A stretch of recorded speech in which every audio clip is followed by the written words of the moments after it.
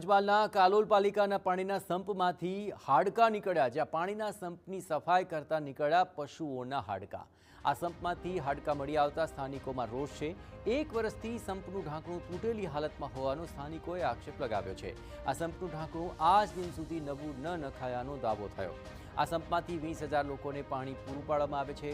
Ward number 2, 3, 6 અને 7માં સંપમાંથી પાણીનું વિતરણ થાય છે। પાલિકાની બેદરકારીને કારણે સ્થાનિકો દૂષિત પાણી વાપરવા માટે મજબૂર બન્યા છે। સંપમાં હાડકા ક્યાંથી આવ્યા તેને લઈને તપાસ કરવા માટે સ્થાનિકોએ માંગ કરી। સંપમાંથી નાના મોટા એવા મોટા હાડકાઓને હાડપિંજર નીકળેલા છે। 2 વર્ષથી પ્રજાને આવું પાણી પીવડાવે છે। આનું બીમાર થાય તો આનું જવાબદાર કોણ? આમ કે છે આપણું કાલોલ સ્વચ્છ કાલોલ, તો આ સ્વચ્છ કાલોલ છે? ગામના રસ્તા, દીવાબત્તી અને પાણીની સગવડ તો પૂરી પાડતા નથી। કાલોલ કાછિયાવાડની પાછળ આવેલી દીવાનની વાડી પાસે જે સમ આવેલ છે પાણીની ટાંકી પાસે, એ સાફ સફાઈ કરતા એની અંદરથી હાડકા મળેલ છે કોઈ જીવના।